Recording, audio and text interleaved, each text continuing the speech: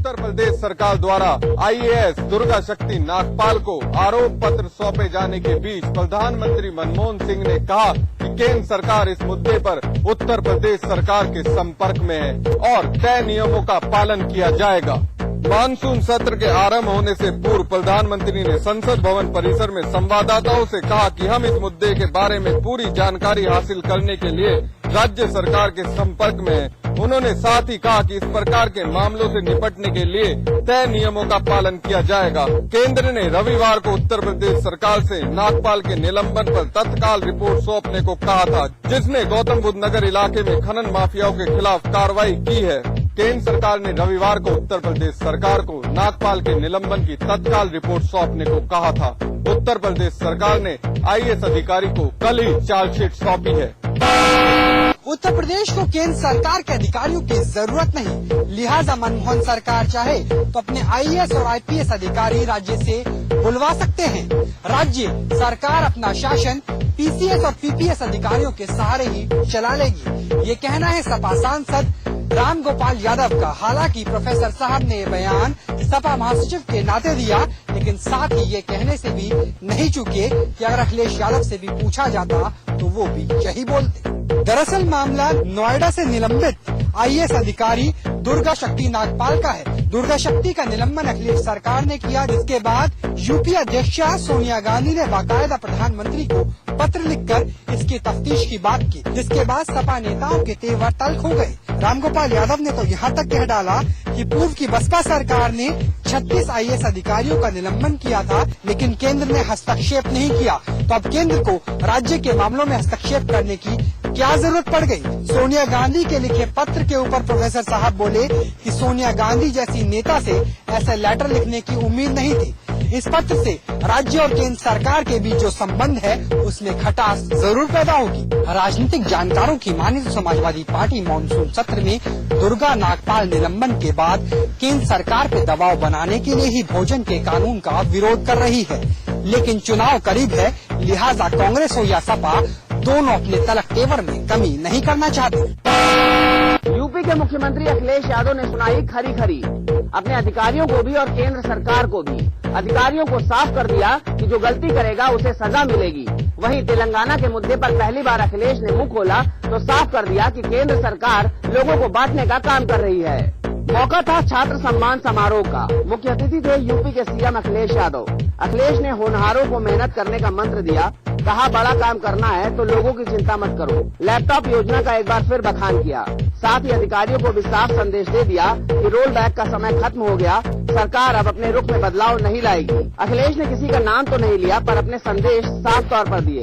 दुर्गा शक्ति के मुद्दे पर खुलकर नहीं बोले, पर साफ कर दिया कि सरकार उन्हें दोषी मानती है और जिस अधिकारी ने भी गलती की है उसे सजा मिलेगी। मुख्यमंत्री ने इस मौके पर यूपी के बंटवारे के गुब्बारे की हवा भी निकाल दी। तेलंगाना के मुद्दे पर केंद्र को निशाने पर लिया, कहा यूरोप एक हो रहा है और भारत में नए नए हिस्से बनाए जा रहे हैं। अखिलेश ने साफ कर दिया कि जहां नए राज्य से लोग खुश हैं, वहीं बंटवारे के बाद बाकी लोगों में गुस्सा भी है। आरोप लगाया कि केंद्र सरकार लोगों को बांट रही है। अखिलेश के रुख से साफ है कि यूपी की नौकरशाही को अब मुलायम के सख्त बेटे की आदत डालनी होगी, क्योंकि रोल बैक मुख्यमंत्री अब हर हाल में अपने फैसले पलटने के मूड में नहीं दिख रहे। बहुजन समाज पार्टी सुप्रीमो मायावती ने एसडीएम दुर्गा शक्ति नागपाल मामले में समाजवादी पार्टी सरकार पर जमकर निशाना साधा है। मायावती ने कहा कि दुर्गा शक्ति नागपाल का निलंबन सरकार ने बिगड़ती कानून व्यवस्था से ध्यान हटाने के लिए किया है। उन्होंने कहा कि एसडीएम दुर्गा शक्ति नागपाल के निलंबन से ये बात साबित हो गई है कि सपा सरकार में ईमानदार अफसरों के लिए कोई जगह नहीं है। केंद्र सरकार ने रविवार को राज्य सरकार से नागपाल निलंबन मामले में तत्काल रिपोर्ट सौंपने को कहा था। खाद्य मंत्री वीके थॉमस ने आज संसद में खाद्य सुरक्षा बिल पेश कर दिया। खाद्य सुरक्षा अध्यादेश पर समाजवादी पार्टी के सुप्रीमो मुलायम सिंह ने कहा, अगर सरकार किसानों को उनके उत्पाद का लाभ देना सुनिश्चित करे तो हम खाद्य सुरक्षा विधेयक का समर्थन करेंगे। हालांकि संसद के मानसून सत्र की पूर्व संध्या पर सपा नेता नरेश अग्रवाल ने स्पष्ट कर दिया कि मौजूदा स्वरूप में ये विधेयक उनकी पार्टी को स्वीकार्य नहीं है और उसमें कुछ संशोधन की भी जरूरत है और अगर जरूरत पड़ी तो पार्टी उसके खिलाफ मतदान भी करेगी। अन्य प्रमुख सुप्रीमो और तमिलनाडु की मुख्यमंत्री जयललिता ने खाद्य सुरक्षा विधेयक को लेकर द्रमुक पर दोहरा मापदंड अपनाने का आरोप लगाते हुए कहा कि इस पार्टी के प्रमुख एम करुणानिधि इस मामले पर राज्य के साथ विश्वासघात कर रहे हैं। फूड सिक्योरिटी बिल पर भाजपा ने भी कांग्रेस पर निशाना साधा। भाजपा के पूर्व अध्यक्ष नितिन गडकरी ने कहा कि कांग्रेस गरीबी नहीं, गरीब को ही मिटाना चाहती है। सत्र का पहला दिन हंगामे की भेंट चढ़ा।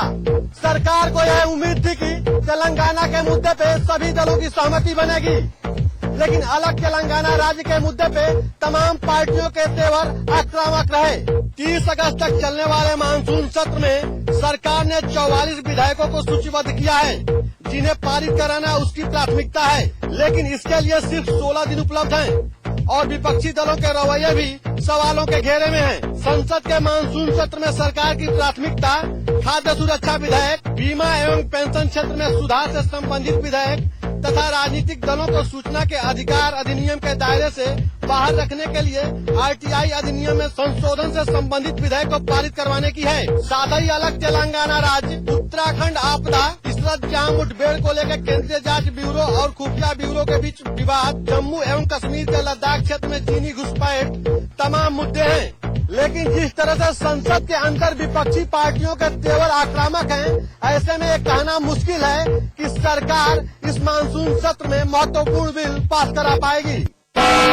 अपने एक दिवसीय दौरे पर इलाहाबाद पहुंचे राहुल गांधी ने सबसे पहले नैनी स्थित कमला नेहरू हॉस्पिटल में बने नए वार्ड का उद्घाटन किया। उसके बाद झूसी स्थित बल्लभ पंत इंस्टीट्यूट में एक सेमिनार में भाग लिया। राहुल गांधी के इलाहाबाद आने पर सपा और भाजपा ने अपना विरोध दर्ज कराया। कांग्रेस के राष्ट्रीय उपाध्यक्ष राहुल गांधी एक दिवसीय दौरे पर इलाहाबाद पहुंचे।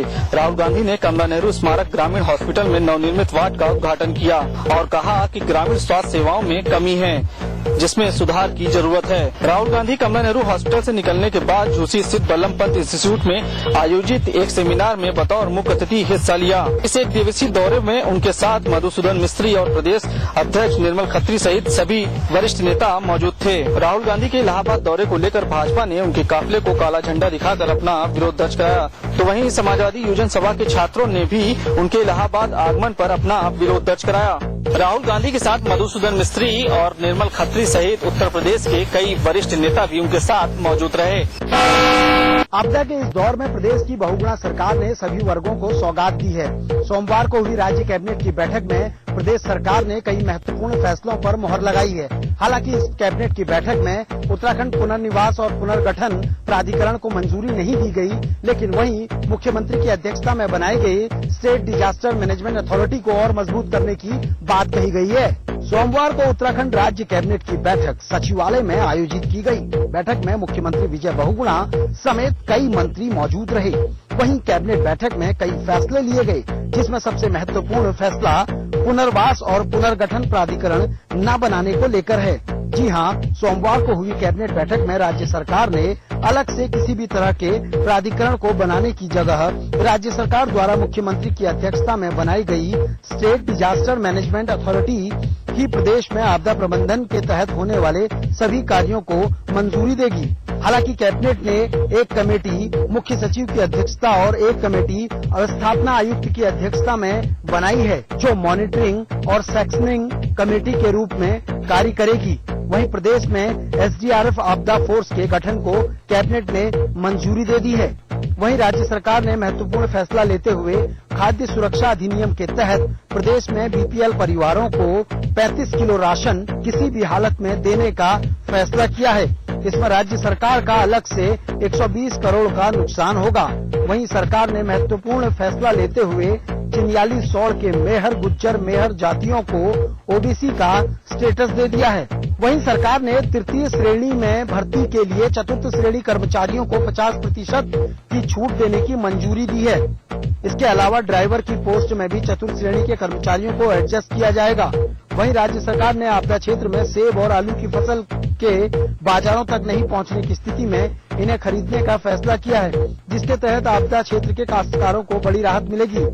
इस आलू सेब को GMVN और KMVN द्वारा खरीदा जाएगा। वहीं मुख्य सचिव ने भी साफ किया है कि राज्य सरकार का प्रतिनिधि मंडल केंद्र में जाएगा और योजना आयोग के सामने 5000 करोड़ की मांग और करेगा। इससे पहले राज्य सरकार ने 8000 करोड़ की मांग की है। राज्य सरकार ने राष्ट्रीय राजमार्ग प्राधिकरण को ट्रेनिंग केंद्र खोलने के लिए देहरादून और हरिद्वार दोनों जगह जमीन देने की भी कैबिनेट में मंजूरी दे दी है। राज्य कैबिनेट की बैठक में महत्वपूर्ण फैसलों पर मुहर लगाई गई, जिसके बाद सरकार का अब कहना है कि आपदा पीड़ित क्षेत्रों के बाद अब सीमांत क्षेत्रों में भी विकास के लिए कई महत्वपूर्ण फैसले लिए जाएंगे। लेकिन देखने वाली ये बात होगी कि सीमांत क्षेत्रों के लिए सरकार के पिटारे से कितना कुछ और क्या निकलता है। वैसे तो उत्तराखंड के पहाड़ों में आपदा से हर तबका प्रभावित हुआ है, लेकिन सबसे बड़ी दिक्कत उन महिलाओं के सामने है जिनका घर पानी के सैलाब में बह गया और पति आपदा की भेंट चढ़ गए। अब उनके सामने बच्चों का भरण पोषण करना एक बड़ी चुनौती बन गया है। मुख्यमंत्री विजय बहुगुणा का कहना है कि सरकार विधवा औरतों के लिए पेंशन की व्यवस्था कर रही है। कहने की जरूरत नहीं है कि उत्तराखंड में 1.5 महीने पहले ही आपदा से जान और माल को भारी नुकसान हुआ है, लेकिन उन महिलाओं पर दुख का पहाड़ टूटा है जिनके पति इस आपदा में गुजर गए और घर पानी के सैलाब में बह गया। वजह ये कि छोटे छोटे बच्चे हैं, उनका गुजर बसर करना बेहद मुश्किल हो गया है। इन महिलाओं को न सिर्फ अपनी जिंदगी गुजारनी है बल्कि अपने बच्चों का भी भरण पोषण करना है, लेकिन जब रोजगार के साधन न हो तो भला जिंदगी कैसे कटेगी। यही वजह है कि विधवा हुई महिलाएं सरकार से रोजगार के साधन मुहैया कराने की मांग कर रही हैं। मुख्यमंत्री विजय बहुगुणा का कहना है कि ये मामला बेहद संवेदनशील है, इसलिए राज्य सरकार ने विधवा महिलाओं के लिए पेंशन की व्यवस्था की है। इतना ही नहीं, मुख्यमंत्री ने आपदा में अपंग हुए बच्चों को पेंशन की व्यवस्था भी की है। सभी जानते हैं कि उत्तराखंड के पहाड़ी क्षेत्रों में दुश्वारियों के बीच महिलाएं कठिन जिंदगी जीती आई हैं। हमेशा उनके हौसले के सामने तमाम कठिनाइयां दूर होती चली गई हैं, लेकिन इस बार कुदरत ने उनके हौसले का बड़ा इम्तिहान लिया है। वजह ये कि उनके घर के कमाने वाले गुजर गए हैं, उनके सामने पूरी जिंदगी खड़ी है और बच्चों का भी भरण पोषण करना है। लेकिन अच्छी बात यह है कि राज्य सरकार भी उनके साथ खड़ी नजर आ रही है। लगता है कांग्रेस के नेताओं को अभी तक हिंदी चीनी भाई भाई का नारा नहीं भूला है। जी हाँ, इसी नारे को जपते हुए चीनी भारतीय सीमा में घुस आए थे और तत्कालीन सरकार हाथ मलती रह गई थी।